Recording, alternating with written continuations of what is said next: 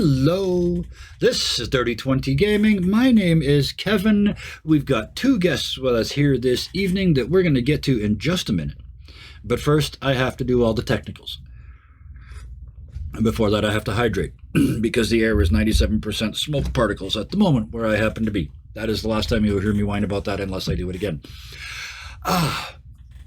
This evening, we have a very limited short list of things that we have to give credit for, and the main one is the art that we're using. This amazing scene behind and around us was taken from Pixabay, and it's stunning, and then it was manipulated, mutilated, put back together, and made usable as a multiple layer set by our very own and very talented artist and lore master, Thunderscape 7, who is busy being a bridesmaid this weekend.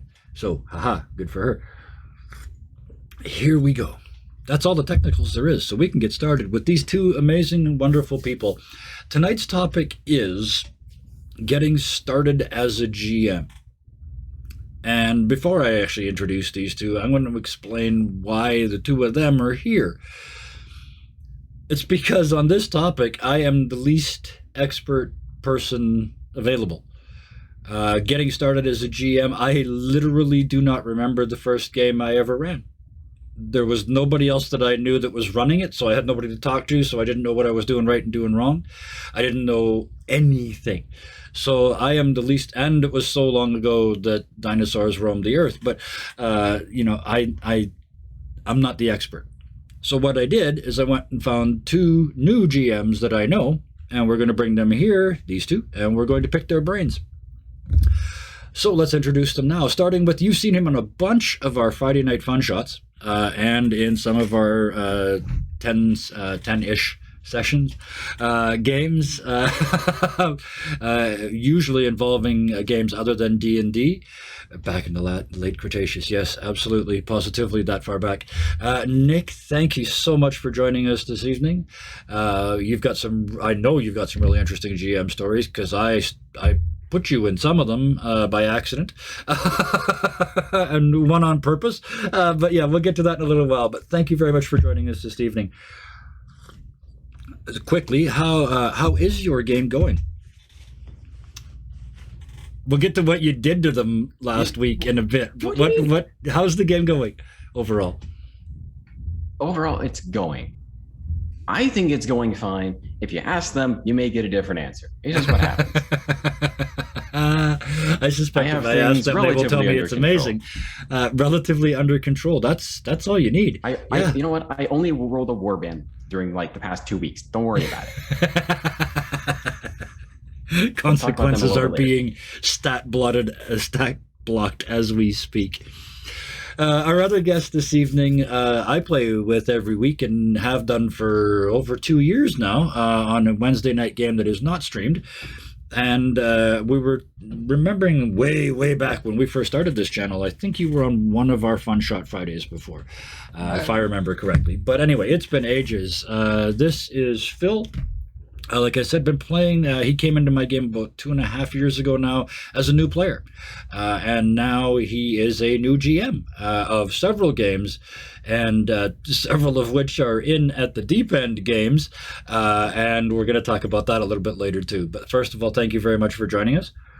No problem. And as the only one that green screen, I think I'm better than you guys. All right. So very deep end, says one of the people that is holding you down there and tying weights to your ankles and telling you not to worry. That's 90% of our job, is saying it'll be fine. It'll be fine. Yes, so you see, you already know the secret. But let's start with what I'm not going to do tonight. I'm not going to sit here and pontificate and try and tell you the answers, because I don't know them, because I'm not a new GM. I can tell you how to be a long time forever GM, but I can't tell you how to be a new one. I also don't want to tell you that there's only one way to do it, or that there's a way that you can do it. Thank you very much. That's never mind. I just thanked a notice. Hey, some people that you know are live. And then I went to their stream for a second. I don't know why I did that either. Okay, back to this one. Yeah, I'm not going to tell you there's only one way to do it, because there isn't. There are as many ways to do it as there are people being new GMs. There is no wrong way to do it. Everybody will do it right. Well, there's some wrong ways to do it, but you'll know if you're doing it wrong because nobody will come back for the second week.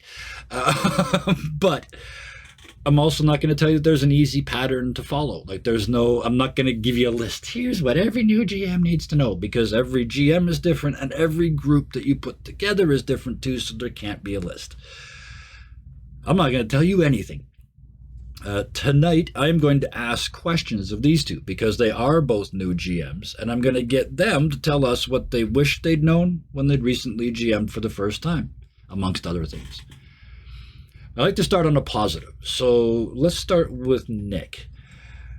What's the thing you did as a new GM, because I like the positives, that worked better than you thought it was going to?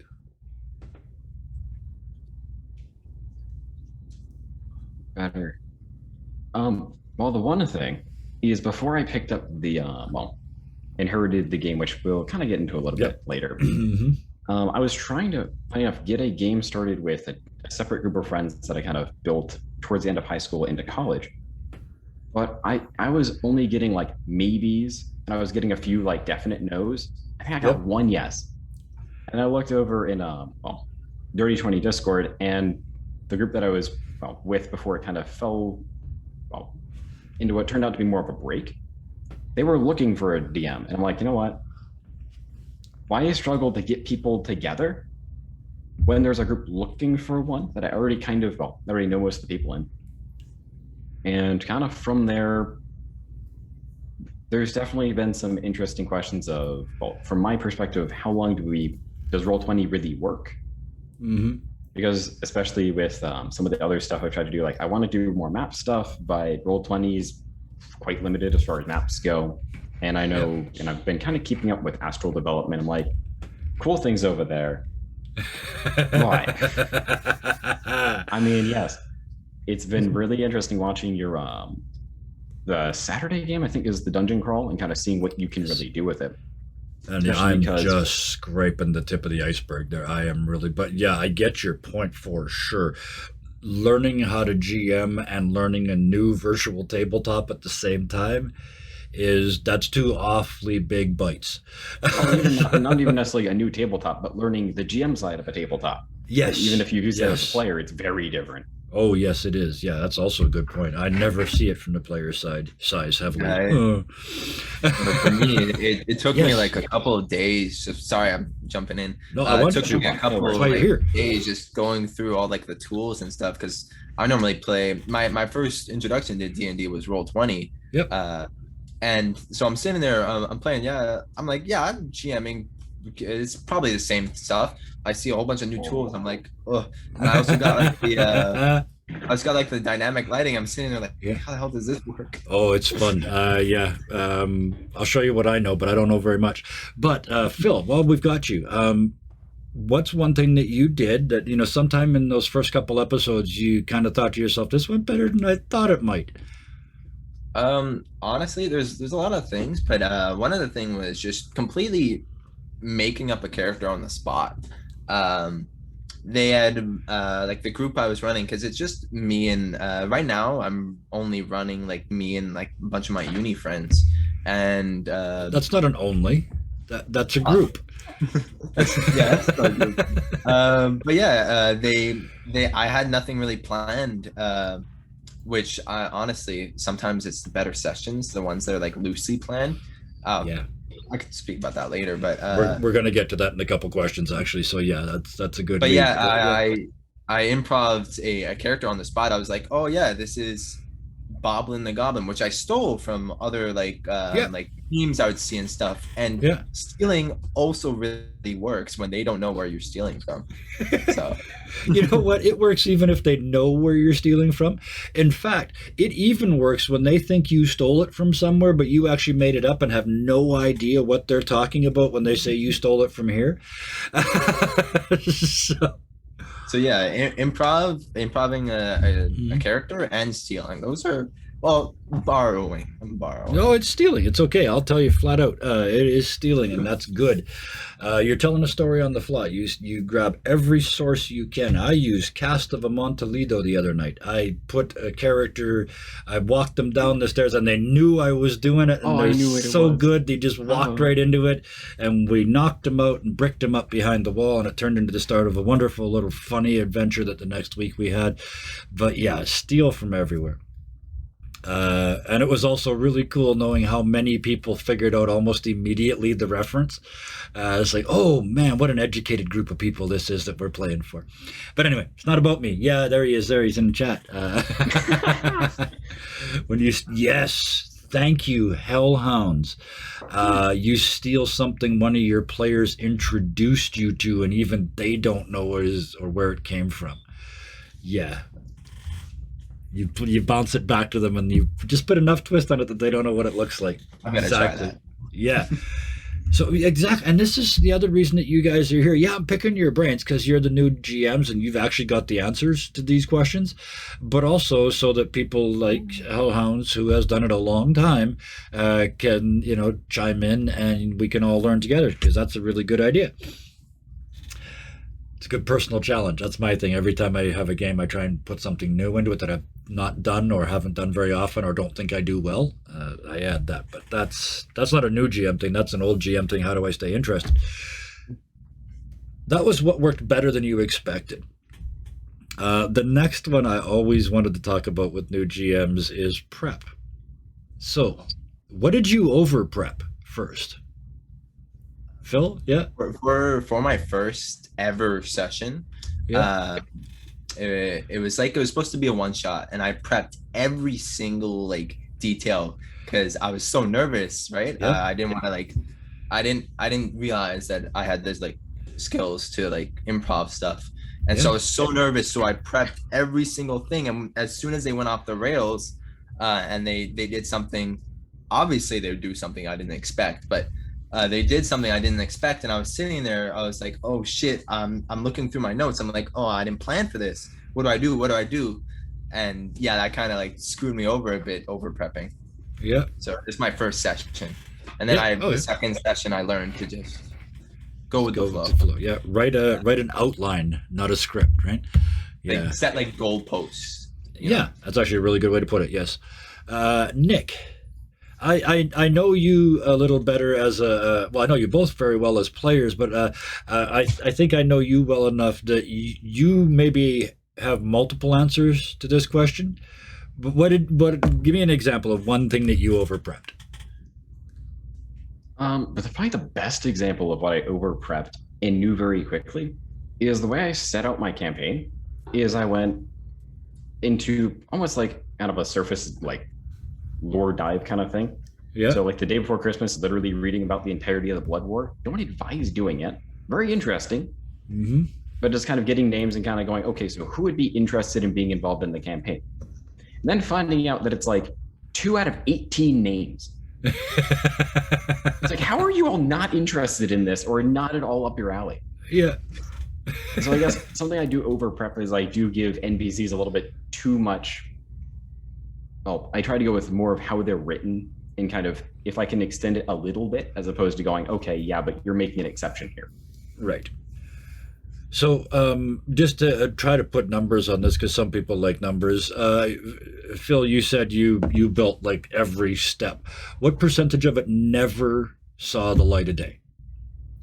To be honest, most of it did actually for the first session. Most of it did see like the light of day. I would say like 90% did actually happen, just because I was a bit too railroady. So that's sort of what Hellhounds is going through. Like it's put in the chat. I kind of was like, okay, guys, sure you do this, but I'm kind of pushing you this path. So, and then I realized at the end of them, sure they enjoyed themselves, but it's because it's the only time they've ever played D&D. So like they don't know what to expect. So yeah, most of it did actually see the light of day. But now if I find stuff and because I don't like to I don't like to like heavily like just push them in one direction. Yep. Now if I plan stuff, sometimes it just half of it doesn't even see it. Sure. The other It's funny thing that is, kind there, go ahead. I was just going to say there's kind a of big difference kind of between a reminds one me shot. of Go ahead. my first session with you. Okay. That it was like, it wasn't as railroaded, but there was very much we were in a situation where we weren't given free reign to do whatever. We were kind of told you were doing this. Yeah. So I mean, it's kind of that same idea. So it really works well with a new party. So they kind of learn what they can do before they're kind of told, okay, now here's your goal. So now you kind of have to figure out, okay, so what do you want to put on a map, or what's available to the party that they need to figure out on their own. Yeah. And I'm glad I let you talk first, because that ties it up really nicely. The idea of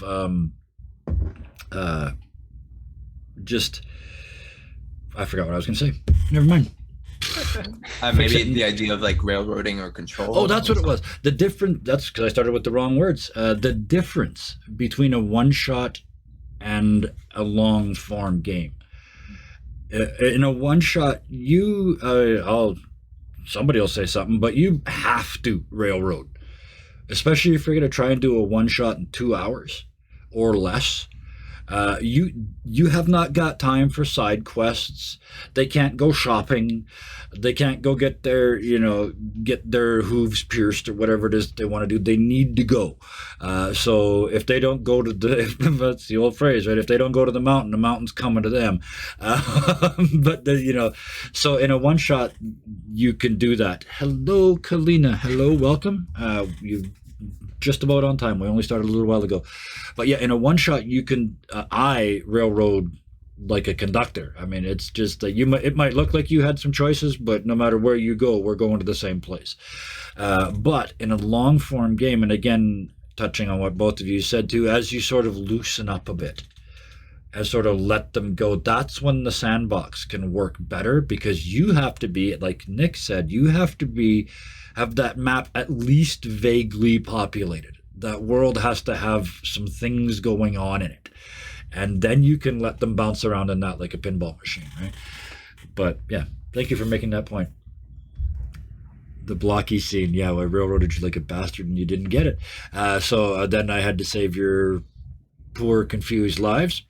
And it turned into a plot point that we use later, because that's what good storytellers do. Thank you for that comment, Bison. So that was over prep. The counter question. What caught you completely unprepared? What did you under prep? Or have you? Have you yet gone absolutely flat-footed in the scene and had to make it up on the fly? Nick, Phil, yeah, you talked first. Yeah, I definitely have to make up, like, because sometimes it's hard to like see where they're gonna go. Because you could have an idea of your players, and you can have an idea of like, okay, they kind of act like this, so I want to prep out this. But there was one time where I just didn't have anything, like I didn't have like a combat, because this was Roll20. It's much easier to make a combat in person. Yes. I realized after doing my first in-person session. Yep, we'll talk about that later too, yeah. In Roll20, there was like, I had to do a combat, and I'm sitting there like, I don't have anything for this. Shit, what do I do? So I just threw on some random token. I threw on tokens, and I threw on some random other tokens. I was like, roll theater of the mind. Yep, absolutely. So that's a great example actually, because getting caught with no stat blocks ready, and you've described the scene, and now you're going, oh my god, I need 2 ogres, 12 goblins, 14. Oh, this is gonna take forever. What was I doing? Tabs going. Yeah, they all form into one Mechazilla. That's it. I changed my mind. Nick, what caught you unprepared? When did you? Because I know your group, and I can imagine 4 or 5 times an hour getting. My group has me to the point that it's one of those. I have a beginning state, and I have a rough idea what the end state of the world is at the end. So if nothing changes, this is what the world's going to look like at the end of a session. Right. So most of my we've gone on to about 3 hours is how long we sometimes push. But we're kind of at the, well, I'm almost at the point that I have actors and I don't prep much else. Yeah. So, I mean, for their next session, all I know is that there's a smoldering town that I need to get their attention somehow towards. Yep. And That's easy. that's Just have really stuff where start I exploding. Yep. Yeah. So, I mean, as far as under prep goes, that's kind of the definition of my session to begin with, I would assume.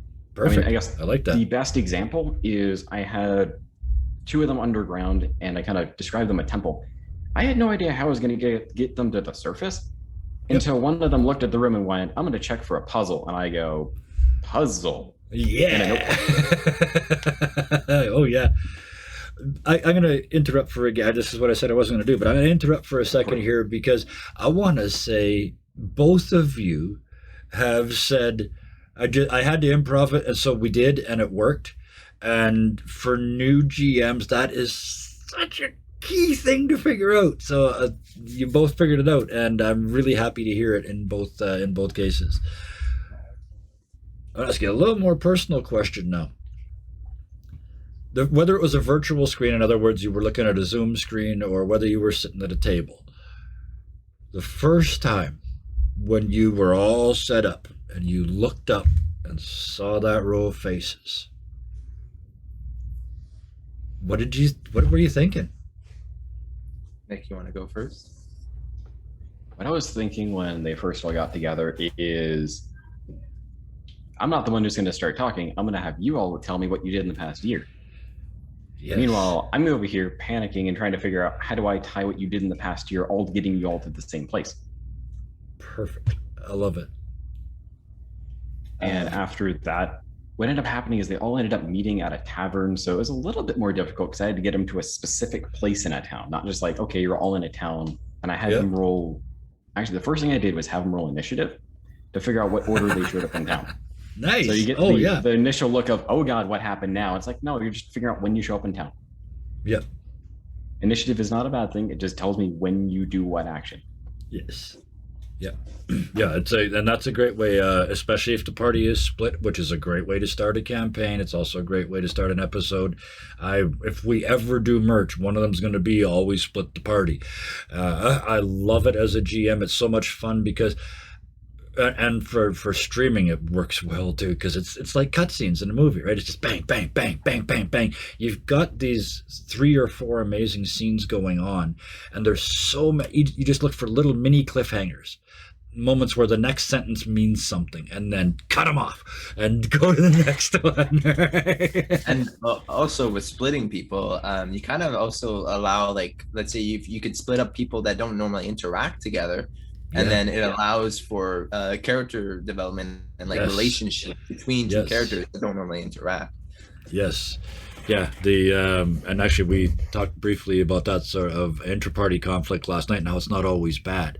Legolas and Gimli is my favorite example, right? The amazing friendship at the end, and that it's a really nice story about the two it's star-crossed lovers, except they're, as far as we know, not lovers, right? They're the elf and the dwarf. They're supposed to hate each other. They do hate each other, but eventually they respect each other, and beyond that, they're like brothers by the end, right? It's a really pretty story against a really dark background. But either way, that worked, but only because it was, it resolved itself. But anyway. And that wasn't, I was going to add on to that. In the Tuesday game that I'm in, that Austin's DMing, Kevin, Austin. Oh yeah. Me and Karis, some of you guys might know her. We had like this fight in game, in character fight. It was such a great emotional back and forth between us, and then that like strengthened the bond of our characters, and honestly I like to say like the strength and the bond of us as players too. Oh yeah. So inter-party conflict works, so. Yeah, it does, as long as it's done it sounds weird, between consenting adults, and you check in every once in a while and make sure nobody's going too far, and you can go as dark as you want, as long as you're comfortable as long as everybody's comfortable where you're going, right? So yeah. I get to answer the question. What was the question? This one was, what was it like to look up and see your players? Mhm. Actually, I want to, seeing as how you mentioned this before, you just did your first ever, like, at the table in real life, fully vaccinated game. Yeah. It How was like? so yeah, we've been playing on Roll20 since for like I would say like a year now because we started when like COVID hit. I was like, hey, I this will help me try my hand at DMing Yep. because like these are players that don't have any expectations whatsoever. And so that's how I dipped my feet in, if you will. And Yep. then so yeah, it's been a year. I've been playing with them on and off, like every like 2-3 weeks. And I've gotten used to it. Like I would start up and be like, "Hey guys, blah blah blah blah blah blah blah." I'm sitting there at the table, and because my partner is part of the game, and so I'm sitting there at the table. I look to my partner. I'm like, I don't know if I can do this. And then they're like, "Don't worry, you've got this." And like they're all sitting there like, "Don't worry, we're all here. You can take a second if you need to." And it was so nerve wracking. I don't know why. It was just to see them in person and waiting on me to start the game. Just Yeah. yeah, Yeah. it's, Which it's leads, like yeah. it's like back when I did drama back in high school. It's like the right before starting a scene, like and acting in front of people. It's the same feel. So before I jump to Nick's answer, I want to ask the follow-up question of you first. How were your players? I mean, you just told us that at the very start they went, "It's okay, have a breathe," right? You sound, it's friends, right? It's different in real life because it's friend. You were friends first, and then you played. It's not like online where you met them and played with them and became friends, right? It's a really different vibe. Oh, thank you, They Vils. were- Every session I butterfly, I get DMs. Hell yes. Oh yeah, every single day, 3 nights a week, and every one of them, it's like, oh, I don't want to do this. Oh boy, oh boy, oh boy, oh boy, I don't want to do this. And then it starts, and then it's the joy hits, and it's just let's go. So, but yes, every single one. That's also very good things. Yeah, Karis, the same thing. That's what every GM needs to know. That terror never goes away.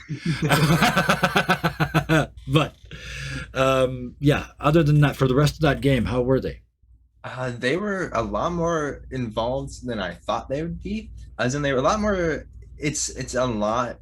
I feel like it's a lot better in person. Yeah, And I say to everyone, try it if you can. Well, when you can, obviously. yeah, But yeah, it's a lot better in person because I could tell. Because if you're on like a screen and you're with a bunch of friends, then you kind of like it's really relaxed and like they go off like go drink something whatever. yeah, But if you're in person, everyone's just sitting there, like with the facial interactions and all that. yeah. It was incredible. And Yeah. like my players were super invested, and I'm proud of that. Yeah, I'm you should be. Damn well, damn right. There's nothing wrong with being proud of an accomplishment. Just being proud of something you had nothing to do with is kind of pointless. But anyway, Nick, let's back up to that first question. What was it like? Because again, this is also this is a weird situation. You inherited a game from somebody else, me. I did. So I that you inherited were a a game that I player was in that stealing from game. you. And then suddenly you're running this game for these people, and yeah.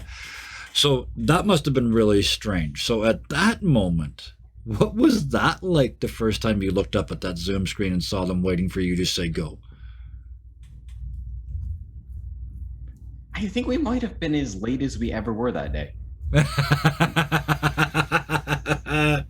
The only thing that really, kept the story really that needed to start was that because I was nervous enough, I was able to push it really on them to start the session.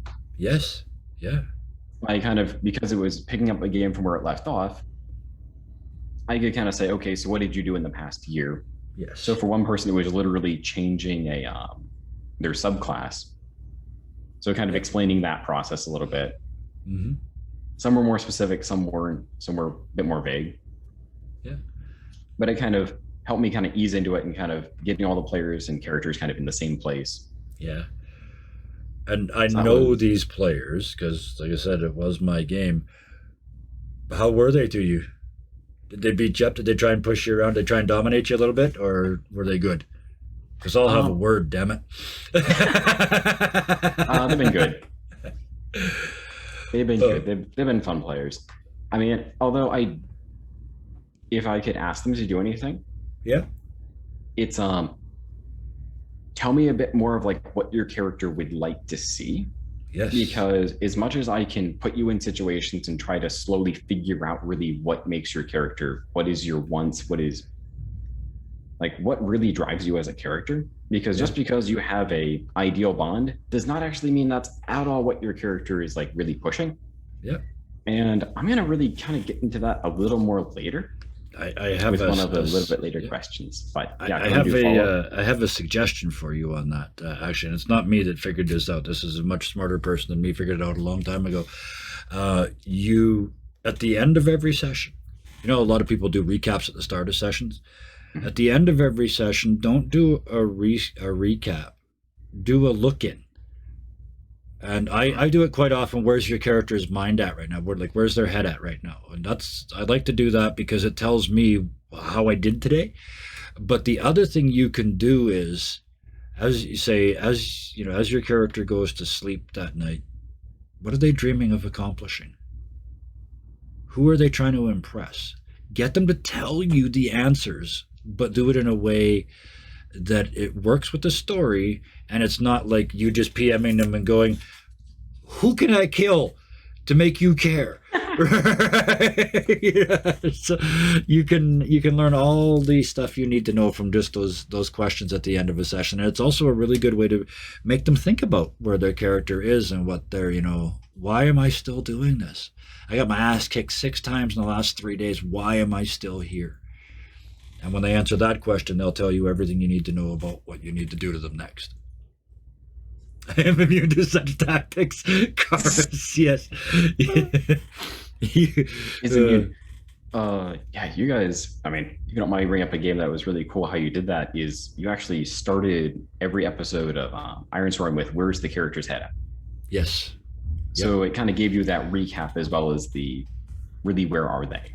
Yes, and that was a really cool game because of the community storytelling. But that's going to be a subject for another one of these shows.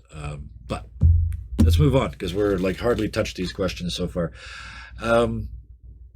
I mean, if you want me, I can kind of jump on the how was I or what were my few hours usually like before a game kind of thing. That's actually that's exactly where I was going to jump to. Yeah, because we touched on it a couple seconds ago. The nerves and the terror and the sometimes inherent need to pee. I get it every time I play it. I've been doing this for 4 decades. Tell me what that first session was like. How long were you terrified? I guess is the short question, and then we'll build out from there. Who wants to start? This is uncomfortable, and so yeah, For me, honestly, I can say that I was terrified for the first I would say 20 to 30 minutes. Yeah. Maybe not that long, but I was terrified for 10 to 30. Yeah. And in between that range. And then I kind of I let my mind think about the game instead of how are these people, because I could see it on their faces that they were enjoying the game, or at least they pretended to enjoy it. I'm going to interrupt actually because I meant before the game.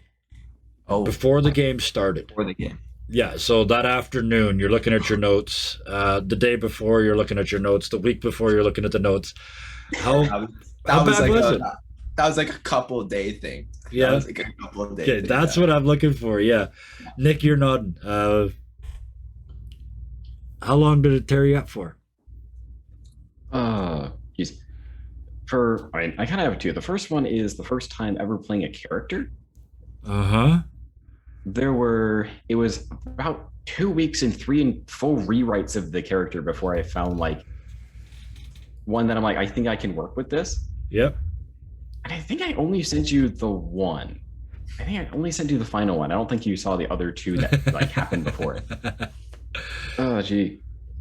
But yeah, that, and then even coming on to here, it's about the night before, it's basically unable to sleep until late o'clock at night, and that's like, okay, I mean, now it's you have to sleep, or Yep. you know, You have a day to do Because before not you do sleeping this is not an foolish option. thing with Kevin. Yeah. Yeah. yeah, it's not fun, but you know what, it works. And then it's usually like a few hours really before even Zoom starts. Yep. That's when I know, because I start like walking around and finding like a little spot to make circles. I'm sure there's starting to become a hole. Yep. Oh yeah. Yep. I throw darts, so yeah, I get it. Yeah. Phil, you talked to. I mean, you were just like, yeah, don't, yeah, woof, Yeah. bad. Was it really that bad? And what did you do to cope with it? I what I did was, I mean, I told myself that I had everything that I needed. Right, I had all the materials. They're all my friends, you know, and one of them was going to be my partner. So like, I knew that in my head, I knew that it was going to be okay. Yep. And so I tried to just keep using that to calm myself down and be like, okay, don't worry about it, Phil. You're gonna be just fine. Things are gonna be great. And if it doesn't work out, oh well, Yeah. you know.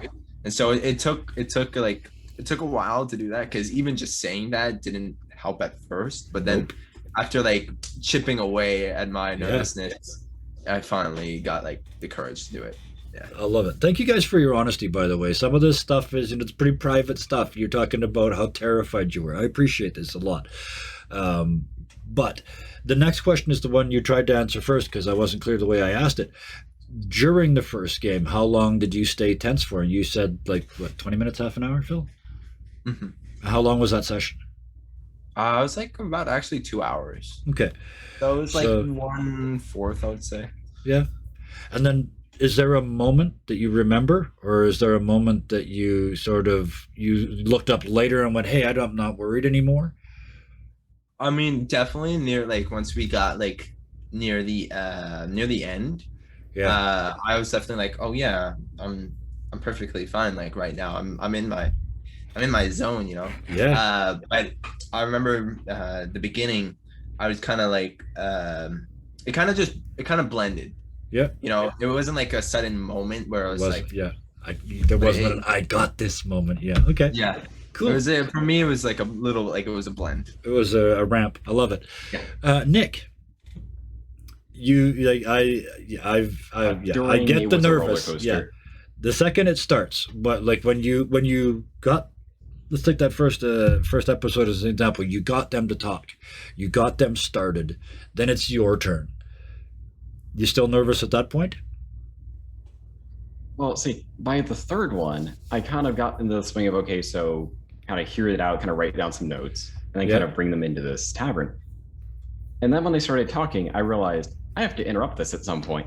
Yes. So it's figuring out how to time that interrupt, your kind of interruption with the action kind of going on somewhere else. Yep. To kind of draw the party. It's like, okay.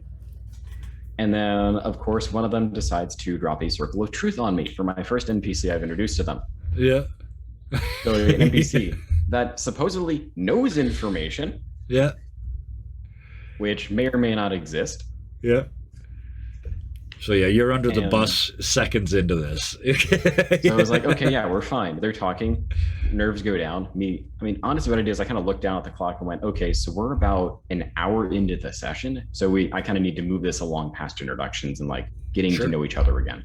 Yep. And then it was, okay, this is fine. The first thing I tried to do immediately didn't work because the party said, or my initial attempt was actually to try to get the party to go into a chase scene. Right.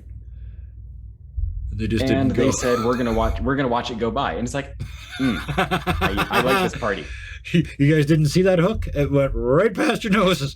Great big Well, hook. it was Big they tried to make shiny them hook. stop, as opposed to pursuing the target. It's like, okay, Yep. So now No, you're see, done. no, Now that you're was under all two good. It was buses, and fun. you're 20 minutes. You're an hour and a half in. oh, it was good. If has it hit that moment where you went, I got this, or when you realized that you were getting it and you weren't fighting anymore, or you weren't scared anymore? No, that's too strong a word. You weren't terrified. That's a slightly less terrifying word in this context. But yeah, Was there a moment? There are sessions where I know it's kind of what I did for one of the parts of the campaign. Really was kind of a travel from really this point A to point B. Yep. So I kind of set up a few things between. So it was a thing every day or so. Right. But I kind of set up that if they wanted to do it, they could, or realistically, they could have ignored it.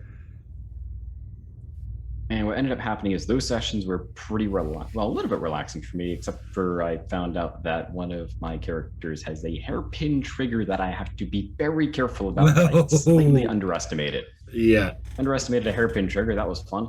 And Yep. recovering from that took a few sessions for me to figure out how to handle that. Sure. And while talking to the player, kind of working with events in game. And they're kind of, well, after that, I was like, okay, so I may need to like dial back on combat, even though it was like, I think the first like actual combat encounter of the session, but it managed to be one of the characters like very much do not like this person. It's like, oh, okay, I didn't realize you disliked them that Right. much. Right. Yeah. So there's that was fun. still this sort of in game. There's moments where you're tense and moments when you're in the I flow. think I'm in one of those like valley moments of like I think they were in a point in the campaign where things are going to slow down just a touch, Yeah. Excellent. Yeah. and then So, yeah. things are going to heat back up again. Because they do. And the third part to this question, how about after? After you say we're done and everybody has their post-game chat and they all go away. And you're sitting there by yourself in your room going, how did that go? Oh, God. Oh, What- okay. What's that like? For me, I'm a bit when it comes to my DMing, I'm a bit and I still am to this point a bit insecure. So I would message. What I would do is I'd message my partner, or like even the one shots I did for like the Tuesday night group that I play with. I would kind of like send a quick message. I was like, "Hey, how was that? Was it fun? You know, blah blah blah." Yeah. And I'd message them. I'd be like, "Hey guys, yeah, how was it?" So I didn't necessarily sit on it and dwell it on myself. I kind of like asked my players, which That's a good solution. after a Yes. point, it might get annoying. So Yeah. I feel bad with them. But Don't. I That's how it gets better. And ask them to be honest too. Right? We've been fighting every week. You know, that's all you need to hear, right? It's like, okay, well, you guys need a week at the fair. I got you. Right. So but yeah, absolutely. Thank you. And Nick, after a session, after one where they really shook you. I threw you Really on an depends on when anthill that was on really fire, end. by the way. I really appreciate you taking that because that's a burning anthill and you've done a great job. It was fun. So I mean that in the best of possible ways when they watch I'm having this. a lot of fun with this burning anthill. Yes. But yeah, how about after sessions? Uh. What is your emotional gamut after a After session's done? sessions, usually it depends because what'll happen is usually we'll stay on call and really talk for a while. I think the latest we went was something to the tune of like 4 hours after the 2-hour session was over. We were still Wow. talking. That's awesome. What That's we end up friends, doing is right? we end up talking about like characters. We've even come up with some interesting stuff really for some of the backstory stuff, just a little bit, and really how that ties in. Yep. Because as far as me, as much as I'm a chaotic DM, a lot of it is underlined by logic, which will make no sense to some people. Yep. It is, you look at point A and point B and go, there's a connection there. And if I tell somebody there's a connection, they're going to go, Yes, and that's the hook, right? don't like Yeah. that. It's like, yeah, there you go. Yep, But absolutely. then the other thing I kind of talked about a little bit is there are some things that I don't really do as much during sessions that I do want to improve on. So like one of the things I really wanted to play with after the most recent session is combat, because I know we don't. Yes. So it's really funny that somebody in the Discord asked like, how do you get better at combat? And the assumed solution is you kind of run it more often.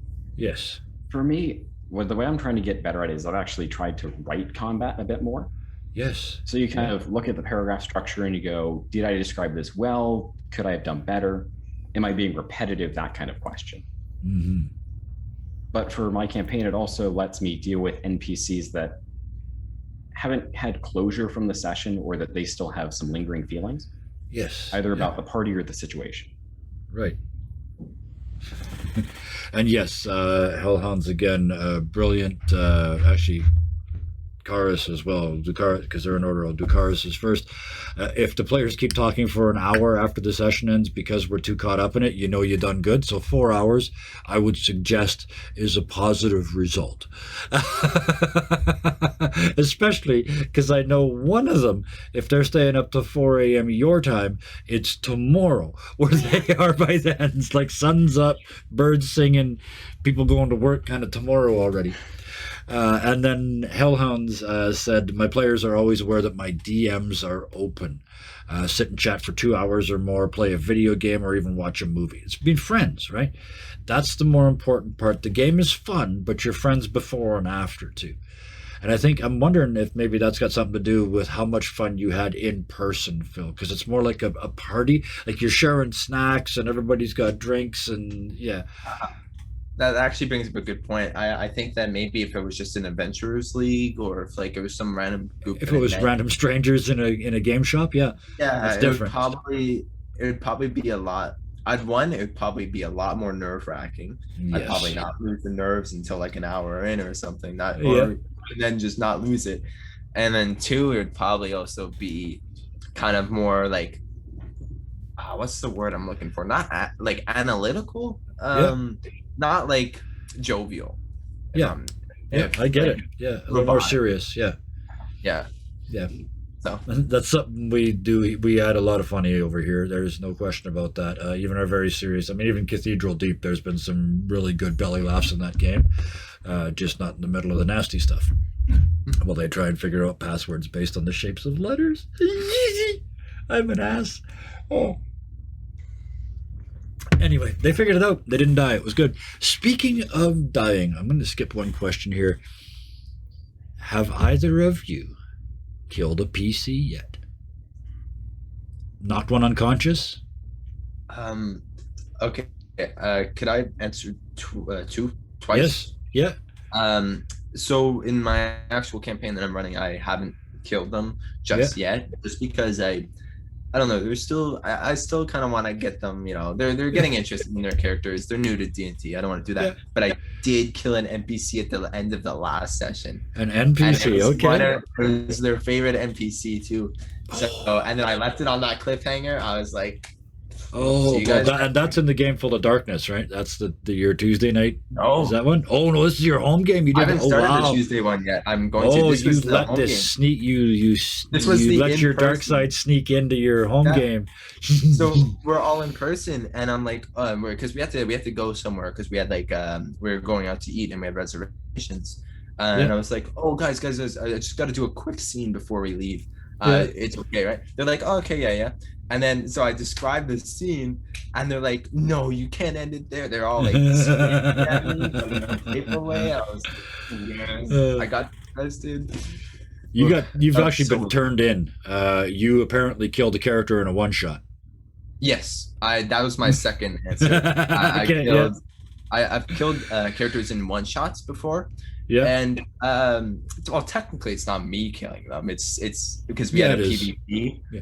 No, we had a PvP. That's true. I did set them up, but we had a PvP between my Monday All DM group and my Tuesday group, and the All DMs group kind of just slaughtered the Tuesday group. Yeah. And so, when they die in the one shots, it's a bit more. It doesn't have that much weight to it, you know? Yeah, there's no consequences. Yeah. So many members of that are actually in the chat right now. It's like, oh, we all failed. Still said I missed that. Yes. Nick, have you killed any of them yet? Of them? No. Okay. NPCs? Because there was definitely a but on the end of your sentence. Well, the weird part is the PC that had the issue was mine. Okay. I misjudged where his bond was. Okay. And I did something in one of my side scenes, and I nearly broke him. And ooh, that's bad. But it's one of those. As a DM, I didn't want to. It's one of those. I feel like it's a little bit. One of the things I like doing the least is retconning. If I feel like I've made a mistake like that, Yeah. it's if I've done that, I also need to. Am likely in a position that I can put something there to kind of keep them going. Yes. Specifically, what I didn't, they've, to me at least, they never mentioned anything about the letter they got from their parents. Right. Okay. And one time when they woke up from being unconscious, that was gone. And I misjudged how important that was. So as much as they weren't dead, I mean, in the moment, I was like, oh, great. This character is effectively facing desolation in 5e. Yep. Which isn't really a mechanic in 5e, but it's exactly what was going on in that moment. That they were physically fine, but mentally and spiritually, they were done. Yeah. So it's like, oh, that doesn't feel good. Yeah. So you killed your own character. Wow. They're high. Destroyed. Yeah. Karis is saying there's two types of players I'm willing to kill. To kill their characters. New players that need to learn a little detachment. That's what. Yeah, kill several characters in a row before you let them bond to one. That's the trick. Don't let them bond to them and then kill them, because then they'll hate you. Or a strong player, if they're getting a little too much. I own this game. Yeah, okay, it's your game, and yes, we're all playing it, but I will slap you down. The harder I say it to a lot of my players, I will play as hard as you do. So, and that really came out in the Corsairs of the Cosmos game, where we allowed for statements to break the world. Right? It was a cartoon world, so anything could change at any moment. And because of that, yeah, it made a big difference. Just don't protect strong players. Yes, exactly. Let them get overly bold and wipe themselves out. Related question. Can you see yourself delivering a TPK?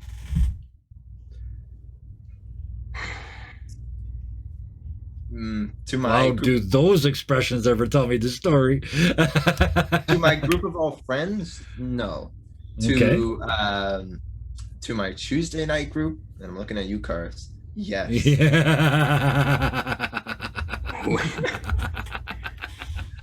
You just called out the biggest, baddest spider you ever seen in your life.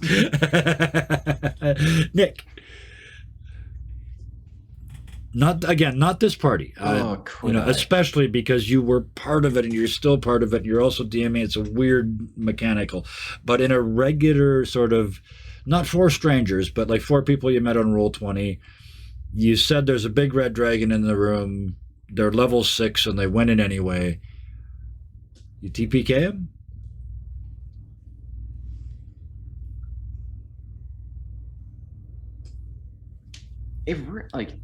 I don't think it would be one of those moments of you got to figure out. I feel like at that point, depending on your group, that could legitimately be on me for having not given the right signs, particularly starting out. Okay, so yeah, that's one possibility. I'm kind of at the moment of, in all honesty, I'm gonna be honest, if my players watch this, they do. If they don't, I threw together a hunting band of gnolls. Yep. And I want to play them as the proper, not necessarily proper, but as the terrifying beasts that they are intended to be. Yes. Yeah. And after their most recent hunt, they likely have a flint, which is a CR8 terrifying beast that you do not want to run into in a dark alley. Yep. So I got to figure out where that plays into this whole thing and hope that my party is intelligent enough to notice that that is something you do not mess with. That is the absolutely key thing that parties need to learn. Running is a terrible idea. Yes. Yeah, you don't run from predators. So I need to figure out how to give that line and really set up that properly. So I'm going to be excited to see how that turns out. Introduce them to the party by having having them watch from a distance. They can't do anything about it. We'll have them run down a group of armored knights and just take them to pieces in front of their eyes. Well, Something to that effect, like something like this is too big. they destroyed the yeah, like the destroyed town was by these gnolls. right. Yeah. So a hint has been given, and apparently more need to be given. So yeah, Just that's like, a good okay. point. Yeah, that's a good point. Phil. Yeah. I wanted to say, depending on the group, because you brought up the Red Dragon Yeah. thing. The reason why I say for my Wednesday night group, no, because at the end of the day, I feel like they're having the most fun when they're these legendary heroes and they're like doing some cool shit. And so if they were to do that, sure, they might be underpowered, but I would kind of like alter the boss to kind of make them have that win, you know? Okay. So yeah, the I think dragon's for that not. group, yeah. You thought it was an adult red dragon. As you burst through the wall, you see it was mostly a pile of scales, and it's actually just a juvenile or something to that effect. Yeah. Yeah, soften the fight. Okay. Because that's I think that's how they have the most fun. And sure, there's consequences for their actions. Yeah. Given how like I killed one of their friends because they killed someone else. Yeah. But I think the consequences are mainly for at least that group is mainly just things happen to them, but like I don't, at the end of the day, I don't think I'm gonna kill them all. Yeah. Because yeah. And the thing, every time I say TPK, I always want to put the caveat on that there's ways to do it without killing everybody. Right, a TPK doesn't have to be a TPK. It can be a TPC, total party capture.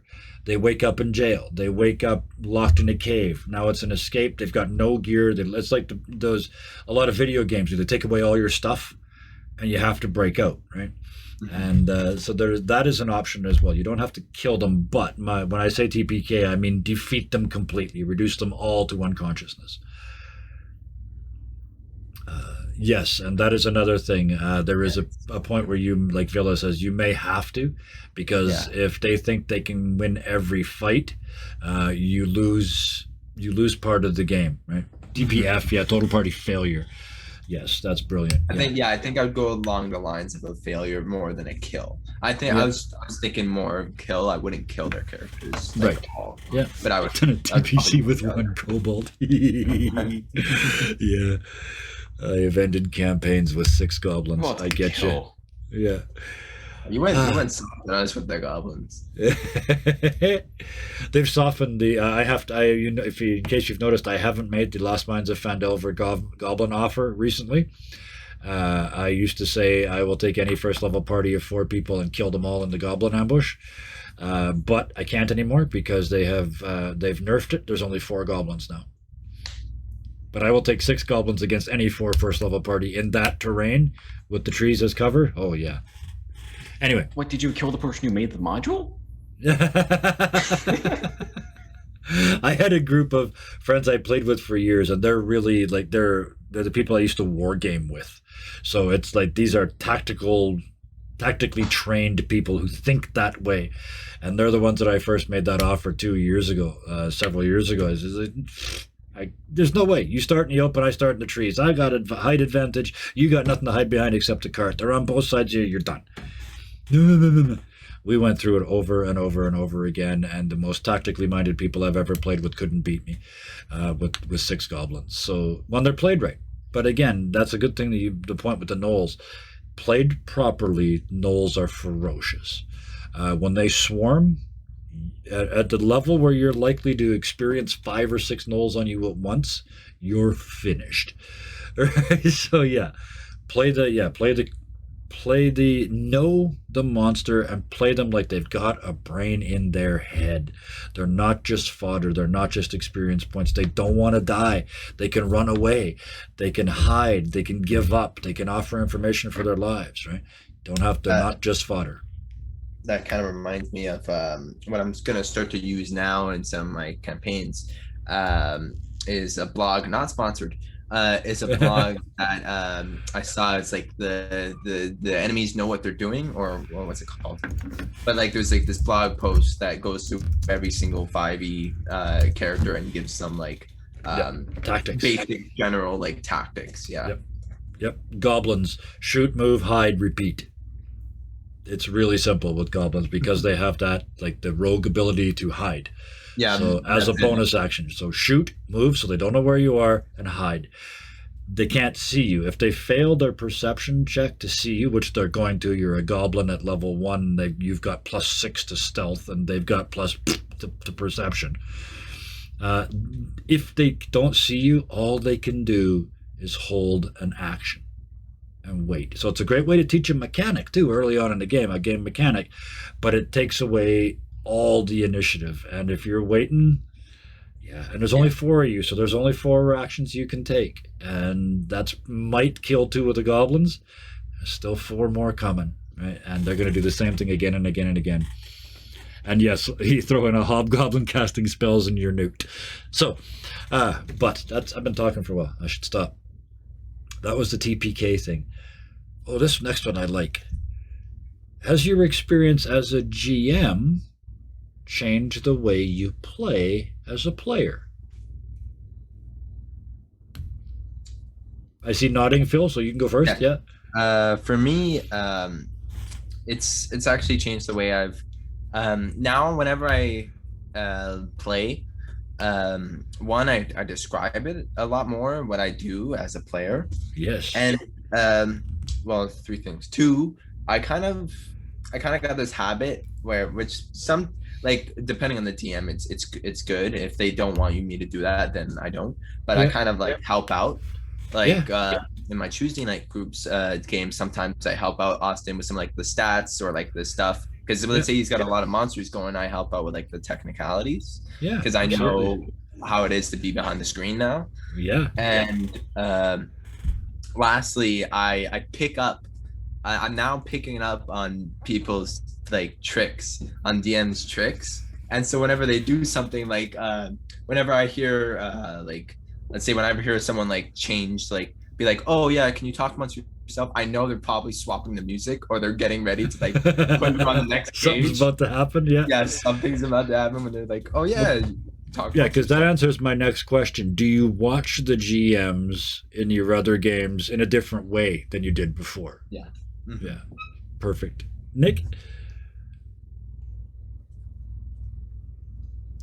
It's definitely, having been a GM and kind of doing the whole, it lets me kind of take what I wish kind of players would do more, which is not just kind of tell me what you're doing, but give me, so like not just like let me look around, but it's like, are you looking for anything in particular, or are you doing an investigation, or kind of, even when really I'm in another game, and even with the DM, I do sometimes try to really flavor something towards what I know a character's proficient in. So like I try to really, because it's a sorcerer character, so I try to really see what I can cater to Arcana kind of thing. Sure. But I really describe it such that Arcana makes sense. Yes, As exactly. opposed to saying, Justify oh the yeah, I role. want to do this. Yep. I love it. But it's one thing I've kind of gotten better at learning how to do. Because listening to other people, you go, okay, so based on what you're saying, this, or you have to figure out how to word it, because you know their character likes to do this kind of check more, or they have Sure. they're better at succeeding under this, because you figure over time that they definitely have had this proficiency kind of thing. Absolutely. Yeah. So it's like, oh yeah, no. So like I will cater this to your Arcana because I know you do better with nature stuff, so here's more the natural side, and even giving the results kind of in that way. Yeah. I really like that idea of doing the things you wish your players would do, right? Becoming a more, and both of you, like becoming a more involved player, because you know what it's like, how the joy of having those involved players on the other side of the screen helping you tell this amazing story, right? Being able to pick up the hooks and understanding where they want you to go with a scene too. Yeah, it's not really metagaming. It kind of is, but I'm certainly not going to argue against it, because I am not against taking up hooks. Somebody put in the effort to build that thing. It's got a story attached to it. If you see it and go, oh, that's what he wants us to do, throw in a sentence and away you go, right? Do your GM a favor. Tailoring your description to the player's class, that sort of thing. Absolutely, yeah. All those things you'd like to see your players doing. That's so yeah. It's made you better players as well as better GMs, right? Because you know what you see from the other side of the screen too, and you know what you wish DMs would do more of. So you just do more of it, right? I got some specific questions now, though. Phil, you have got a very interesting experience upcoming. You are going to be GMing for a group of long-time forever GMs who have been playing together for almost 4 years as a group. Not all the people that are currently in it, but I was part of it like 3.5 years ago, 3 years ago, up to about 2 years ago. So talking about tension, did you prepare for? Are you preparing for that game any differently than you prepare for your buddies sitting around the table at your partner's place? I'm gonna be honest. So I have Please do. three games that I'm set to GM for. I've got the one that I'm DMing now with my friends. Yeah. I've got a Tuesday night, which after Austin is done, I'm gonna be picking up the reins. Yep. And I've got the Monday night group. The Monday night, surprisingly, I've kind of like put that off. Yeah. I kind of been like, okay, this is too stressful to think about. Yeah. I'm gonna like I've got like some of the main story beats. Yeah. And I actually got a new mechanic I want to try. No spoilers. They're in No chat. spoilers, 'cause I know who's in chat. I've got a new mechanic that I want to try, and I'm only gonna ever do it with these guys because That's the perfect place to they're do it. experienced. Yeah. That's what And so they're that's what gonna that group was invented for. Is I want to try something, and I don't want my players to suffer if it goes wrong. Yeah, that So, one I'm super nervous about, but and with Tuesday, I've kind of fallen in love with the world I built in Tuesday night. So I've kind of just been focusing all my efforts. Plus, it's Yeah. coming up sooner than the Monday night group Sure. one is. But Yep. yeah, thinking about Tuesday is definitely a lot more like okay, Wednesday, well, not Wednesday. With me with my friends, it's super loose. I Yes. barely plan Yeah. anything at all. Tuesday, I've got like most of the world built and like goalposts for the story, Yeah. but I don't have like a set quest line technically. Yeah. And then Monday, I've got like the overarching idea, but I'm too scared to delve into it yet. I'm putting it off until a bit later. Oh, again, I knew you guys were the guys to bring because you're honest. You're telling me the truth. Nick, we've kind of touched on this one a couple times tonight, and we just did again because this is something Phil's about to do as well. But you inherited a game from somebody else. And first of all, having a year, saying a year has passed is brilliant. That breaks it off. It allows you to have the same characters in an entirely new environment that's at your control and not mine. So absolutely brilliant. But what was it like as a first-time GM when somebody went, here, you guys are kind of a handful? Because that's basically what I told you, because it's true. They all know it. I'm not telling anybody anything they don't know, right? They are a very, it's wonderful group. It is an amazing group, but they are complicated. Where it says relationship status for this group, it just says complicated. But tell us what that was like. It's been a lot of fun because I think they as players are definitely, well, they're being very nice to me, knowing that definitely the not really having done this before. So even though I think even at some point it was kind of the how many sessions have we. What's weird is the answer is either 12 or 13 depending on how you count. Because there was one session that I kind of had to split into two because of time. Yep, sure. But that was also kind of like an offshoot kind of side quest type thing. Yeah. Well, actually, it was a side quest in as much as it was literally a side quest so I could give somebody a Warlock patron, but that's, what you do with Warlock patrons. That's how you rewrite stories. That's how you fix things and gaping holes that I left in places. So, yeah. Oh, dude. But yeah, no, inheriting that, it was definitely fun to, all of them are really good at kind of getting back to me. even though it's kind of the DMM question. So probably the coolest thing that the group let me do, kind of Yes. relates to last night's kind of talk, in that there was this tension it existed. And it was one of those, okay, so how do I kind of handle this Yeah. correctly, or well, not even correctly? How do I handle this in such a way that everybody is still like, well, shaking hands afterwards? Yep. So the first step was to split the mediator out of the party. Yes. Yep. Give him the Because as peacekeeper. We're much as going to it's- deal with something here.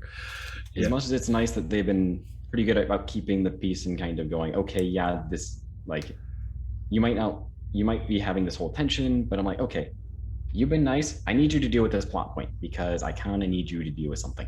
Yep. And then I put the other two in a situation where they could take the opportunity to settle it, or there was also a perfectly reasonable narrative reason for it to move on. But we Right. almost like an hour later set up kind of a group chat between the three of us to kind of get everything situated to make sure everybody was fine with how this is going to go, establish rules, kind of get an idea how it might go, Yeah. and also me able to kind of express some of my fears of this needs to go to completion. So as much as I know you can and have done like this combination, which will make the battle last something like 12 seconds, but because it's a sorcerer and I know likes to use sleep. So it's like, Yeah. if you use Chaos Bolt, Twinned, and then sleep, you're immediately going to put the person out.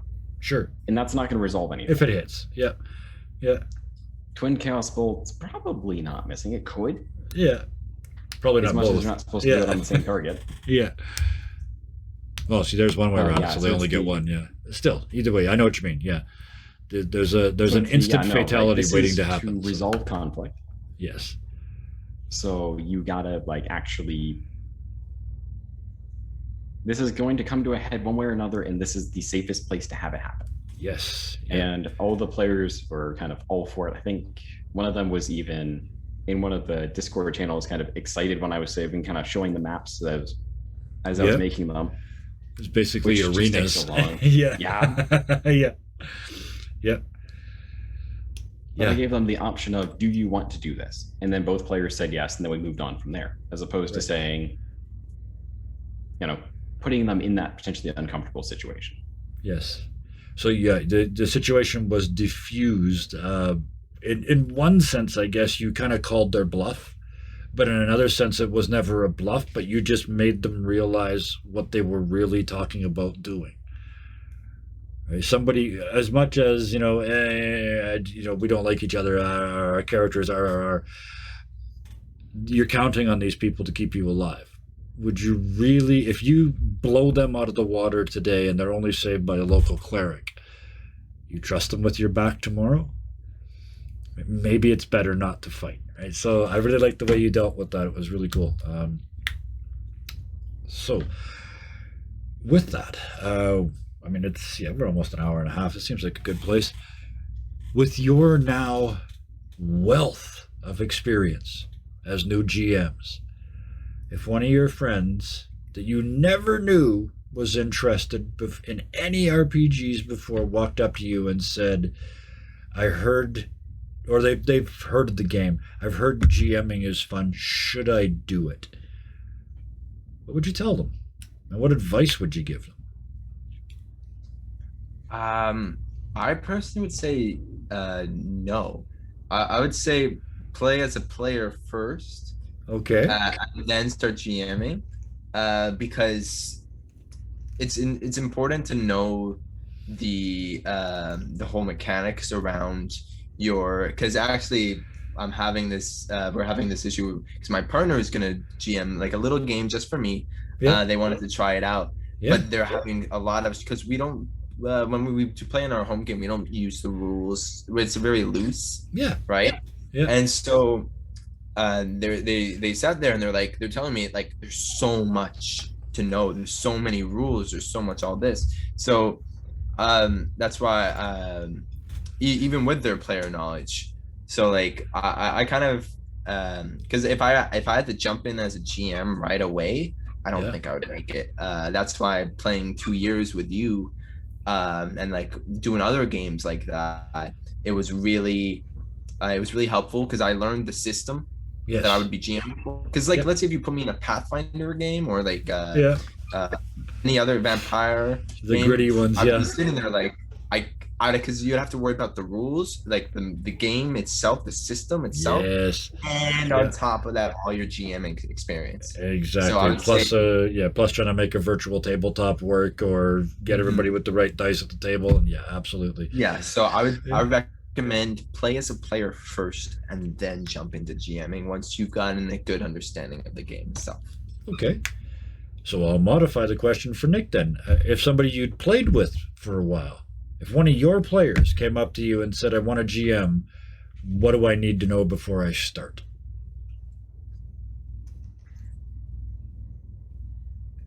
What's funny is even the question of if somebody asked me, should I DM a game? Yeah. If they've never done it before and they're just trying to get into it for the first time, Yeah. I would honestly suggest they run a one shot first. Something Yeah. like a Grant Howitt, very simple. Yeah. There's a single page of rules, and even the rules that are on the page, you can still have a good time, even if you burn the thing halfway through. Yep. I mean, even if what you end up doing is you have somebody who knows a bit more how to DM, and both of you really spend like an hour just telling a story using that rule set. They kind of Yes. get used to the idea of, Yeah. okay, yeah, so each of us are kind of describing our actions, or you describe what you want to do, you roll, and the other person tells you how it goes. Absolutely. Yeah. I like that idea. I like both those ideas. So, I mean, it is for me, as far as rules go, I do have to look them up very frequently because I don't even, if you ask me what the fall damage was in 5e, I don't know. Doesn't make sense for you to be taking fall 1d6 damage, per or- 10 I don't feet, know. but I only know that because I had people fall off stuff a lot in one campaign. So, yeah. And technically it maxes out at 20. That's why I know it, because I built a monk that could not take fall damage. After a certain level of feather fall, it is physically impossible for you to take damage from falling because you can only take 20 d6, which can only be 120, and you can absorb 150 or some ridiculous thing. So yeah, you just step off stuff. Oh, dude. But yes, Phil. Yeah. I want to add that my first ever. Yeah, I guess. Oh, sorry. Yeah. No, you're. We got time. Yeah. Go ahead, I Nick. was going to say, my advice, kind of going along those lines, are as much as there is a dungeon master's guide and a player's handbook, Yes. the rules only work as long as you're having fun and your players are having fun. Yes. If the Yep. rules are getting in the way of that, then there is something wrong. Absolutely. Yeah. Tell the story. The rules are there to help, not to get in the way. Phil, you wanted to add on? Yeah, actually, my group with my friends wasn't actually supposed to be a campaign. No. I ran a first one shot.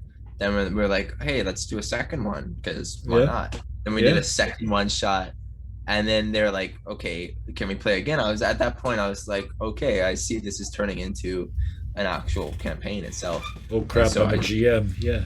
Yeah, Yeah. Yeah. that's kind of how my first thing really started. I just started with one shots, like Nick said, Yeah. and yeah, then it kind Perfect. of evolved into an actual game. I love it. That is really good advice. A simple rule set, like you said, Phil, so that you don't have to worry about the rules. You know them, and they're not in the way. And like Nick said, it's a little simpler. You can be railroady. You can be sort of, it's not as overwhelming, right? In short words, I guess it's not as overwhelming as it can be. Thinking about a whole campaign, but. I'm out of questions. So, what does chat have? What does chat want to know? I know we've got Bison out there who is a soon-to-be GM. He doesn't know that yet, but I'm about to put him in a chair somewhere. I don't know where and I don't know when, but one of these days he's going to run a game. But yeah, any questions? There's still some other folks in there as well. No. And while that goes on, I want to thank you guys for joining us this evening. Nick, thank you very much for taking that game, and also for joining us this evening, and for joining us for all the one-shots that you do and the other longer-form games that you've joined us for. I'm sure we'll get you into more in the future. But thank you so much for joining us this evening. And Phil, it's great to get you on Play the stream. game, I guess. Yeah. And Phil, thank you for joining us on stream. It's been a long, long time. Hopefully, we'll get you into. We're not doing the fun shots for a little while yet, but there's other stuff coming. Keep an eye out. We'll get you into something somewhere. And if your friends are willing to stream, we'll get them in too. So maybe just a one shot. We'll figure something out. I flap my lips a lot, and then I have to back up what I say. So luckily, I am. Luckily for you, and unluckily for me, I am a man of my word. But I don't think before I speak. So But what always sucks is that you always did the fun shots on Fridays, yes, and I would always have work on Fridays. It's like, hey, it was just disappointing. yeah. But yeah, I'd love to join it because I think like today I didn't have work, and so maybe they're loosening up my schedule, and maybe I could join it. Yeah, just as we stopped doing them for a while, but we'll find something. Yeah. Phil, I wanted you to draw your attention to chat. Kara says you're doing great as a DM. You're a very dark bastard who can hold your own against the strongest of us. Coming from somebody with that level of experience and talent and skill, that is quite a compliment. So, congratulations. I hope I can live up to that. Yeah. Big purple heart to back that up. Absolutely. Hellhounds. I think I know what you mean. I got a question, but I'll struggle to word it. You're okay. Toss that idea moment. So Phil, I think we'll start with you because you kind of had that. You said like you were working along, and all of a sudden they went that way, and you got nothing. So you had to take that idea and chuck it. How did that go? Like, how did that play out? So we had this basically the way I had it was I had like this mystery set up, like, oh, there was just going to be like this cult doing this secret ritual, and then I set up like these clues to like all these like, oh, like cleric, like goddess of the moon, right, stuff like that. Oh yeah, this is gonna get them, and they're all sitting there like werewolf. I'm like, shit, it's being werewolf. Okay. And so what I ended up doing was I inserted a werewolf. Yeah, absolutely, you did. Yes, that's what you're supposed to do. That's good GMing. What happened was I had the ritual. Normally the ritual was just supposed to like complete, and like it was summoning like this terrifying monster. I think it was like it was called it was like the Ettercap. It was an Ettercap. An Ettercap. Okay, yeah. Summon. And I was like, oh, I'm excited to play this monster. And when they started werewolf, I'm sitting there like, open a new tab, get the werewolf. I changed it. I changed my monster. I was like, oh shit. Perfect. I love it. And Nick, one of those moments. Well, the toss them moments so far have happened every time I've attempted to bring in a fair. They've just kind of gone to the main or whatever moves the story along at that point. It's like, okay, right. I guess you're not sticking around. I keep trying to give you guys a fun episode, and you keep walking away. Like, you know what? Sure. Okay. Yeah. You keep finding the main track. The main track, they're not. I had the idea. That fair needs to become cursed. That's what you need to do with that. It needs to start following them. So never mind. You go. He probably is at this point. Oh, yeah. But I'm having a fun time. Oh, that's what I hear, and I know they are. I absolutely know they are. A finger in the air. Last word for Phil. I wanted to add actually, seeing them, I think it actually helped out in the long run because seeing them after I reveal it to be a werewolf. Oh my God, you guys were right this whole time. Yeah, they were so satisfied. Oh yeah. And it's their story. Like, yeah, they got the win in their eyes. They're like, absolutely, they did. And we figured it out is a really good feeling, right? So if you can give them that by changing everything that you wrote and bringing up a new stat block and dragging a token onto the map, then you have nailed it. With that, I want to again thank both of you for being here. I also want to say from the talks we've had tonight and the talks we've had on other nights in DMs and such, you guys are both absolutely nailing this in very, very different ways, which just proves the point that I had at the start. There's no wrong way to do it. There's no advice one person can give you to make you a better new GM. You just have to hurl yourself into the pool and swim. And it's amazing once you hit your stroke. So, with that, thank to both of you again. Thank you, Nick. Thank you, Phil. Thank you, chat. We had a lot of good input tonight. Thank you very much for joining us. And thank you to everybody who watches us in the future on YouTube. If you watched all the way to here, please hit that like button, because I'm going to assume you did. And if you want to see the rest of them, hit subscribe, and you'll see when I remember to post stuff. With that, all that leaves me to say is until next time, please be nice to each other. Good night. Hi guys.